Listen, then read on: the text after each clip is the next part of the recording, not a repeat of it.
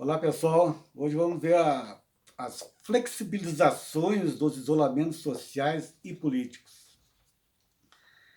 Até aqui, nós gaúchos estávamos nos sentindo mais ou menos seguros pelos números dos indicadores de infectados, mortes e leitos de UTI ocupados, por estarem relativamente melhores que a maioria dos outros estados brasileiros. Porém, o governador dos gaúchos resolveu dar uma ajeitadinha nas cores das bandeiras do seu plano de isolamento controlado, de modo que nenhuma região ficasse na cor vermelha ou preta, flexibilizando assim cientificamente a abertura das atividades econômicas no estado. Agora, o prefeito da capital também liberou geral: lojas, shoppings, restaurantes, bares e missas. Até a seca, que assola o território gaúcho, deu uma flexibilizada. E a chuva finalmente voltou a cair com boa intensidade ontem e promete continuar umedecendo o solo e enchendo as barragens, rios e açudes do estado por mais alguns dias. É a natureza voltando à sua normalidade úmida para o inverno gaúcho que está chegando. Com toda essa onda de flexibilização para liberar o retorno das atividades à normalidade, também nos vemos impelidos a flexibilizarmos o nosso isolamento social pessoal. Nisto reside o perigo da sinalização dada pelos governantes. A bandeira fica em casa está desaparecendo, está morrendo. Nós aqui em casa, por exemplo, início de maio, ficamos excluídos do aniversário de 4 anos do meu neto, que mora com a minha filha em Santa Catarina. Por sermos do grupo de risco, eles não vieram. Mas agora, depois da flexibilização em geral, já recebemos a visita do nosso filho com a sua esposa e o nosso outro neto, que não víamos há mais de 60 dias, só víamos contatos virtuais pelo celular. Claro que no reencontro familiar todos estavam de máscaras e foi sem contatos físicos, se controlando para não abraçar e beijar a fofura do netinho com 1 ano e meio de idade. Buscou-se manter o distanciamento físico possível dentro do pequeno apartamento, sabendo-se que o risco assumido com o reencontro funciona como uma abertura de uma válvula de pressão que já estava fervendo de saudade e provocando crises depressivas. Que alívio abrir essa válvula 2 meses depois. É a flexibilização do isolamento familiar numa estratégia de redução de danos imediatos, para poder manter uma perspectiva de resistência de mais longo prazo. A almejada volta à normalidade talvez só seja possível depois que inventarem a vacina e todos estivermos vacinados. Já adiaram o Enem, vão adiar as eleições e o vestibular. É a nossa vida sendo adiada em legítima defesa da continuidade dela. Quanto tempo ainda andaremos mascarados pela rua? Quanto tempo ainda evitando o contato presencial com amigos e parentes? Quanto tempo sem abraços e beijos? Ninguém sabe. Provavelmente 2020 vai ser o ano em que não houve, que passamos entrincheirados da defensiva contra o invisível inimigo comum a todos os humanos do planeta. Nessa onda de flexibilizações, até o Mentecapto flexibilizou suas grosserias toscas contra os governadores. Num surpreendente tom amigável, finalmente promoveu uma reunião virtual com eles para tratar da sanção do auxílio aos estados e municípios.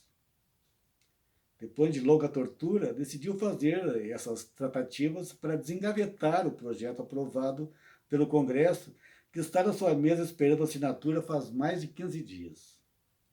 Na reunião, que se esperava que o presidente aproveitasse a audiência para sancionar a lei, ele apenas prometeu que vai liberar o auxílio mediante o compromisso de que os governadores congelem o salário dos servidores públicos até o final de 2021.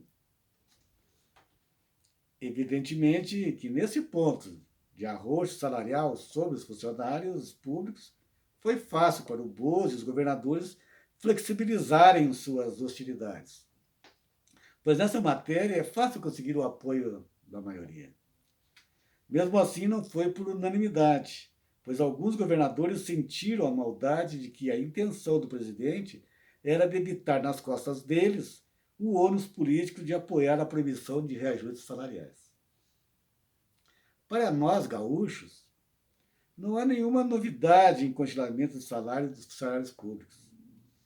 Os servidores estaduais passaram todo o mandato do governador anterior e continuam no governo atual a lutar pelo fim do parcelamento salarial, o qual já seria uma grande vitória, sem reajuste nenhum dos salários.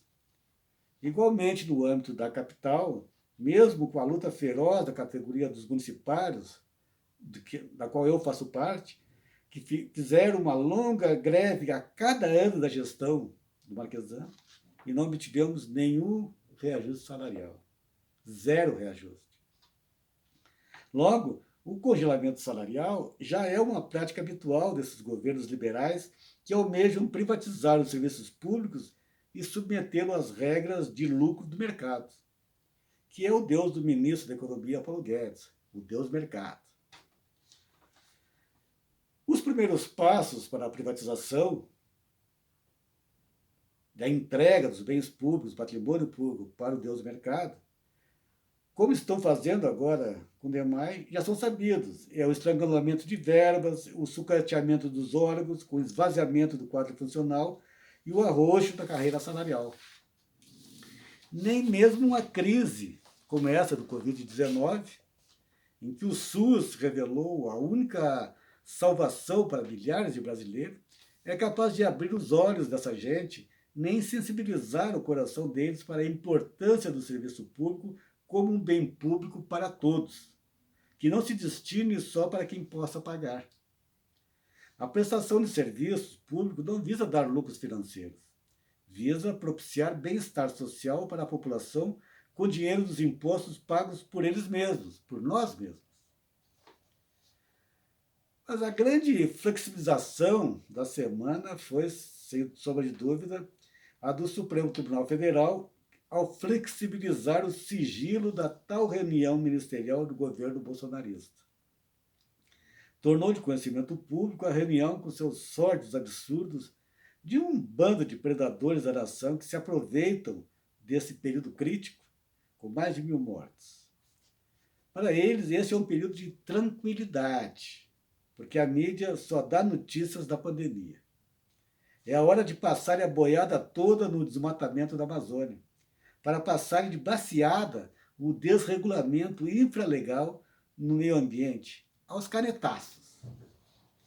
Nesta flexibilização do Supremo, só não foram liberados os trechos do vídeo da reunião em que as besteiras e grosserias de baixo calão envolviam assuntos de relações internacionais, como falas contra a China, para não pagarmos mico e sofrermos revés e represálias econômicas. Esse tal momento de tranquilidade a que os bárbaros reunidos no banquete do Conselho Ministerial se referem, é justo quando a América do Sul passa a ser o epicentro e o Brasil o foco mundial do Covid-19, por ser o segundo país com mais casos infectados no mundo. Esse é um momento de tranquilidade para o governo Bolsonaro, tendo 21.000 mortes e 330.000 infectados. É assombroso ver como realmente o fascismo bolsonarista é de uma cruel desumanidade. Tratam como uma questão ideológica a luta que os governadores e prefeitos travam em apoio aos profissionais de saúde em defesa da vida dos brasileiros. Para esse bando de aloprados, psicopatas, a mobilização pelo isolamento social a fim de achatar a curva alarmante do crescimento da pandemia é vista como uma articulação política contra o governo federal. É aterrorizante ver na live da reunião que eles realmente acreditam na demência delirante dessa esquizofrênica realidade paralela em que vivem. Esse fanatismo fascista que tenta cooptar o Exército Nacional, nomeando milhares de militares em cargos públicos, é realmente uma ameaça à liberdade e à democracia do nosso país e que precisa ser contida o quanto antes. E só tem uma solução para que a gente consiga o fora Bolsonaro, é o impeachment já.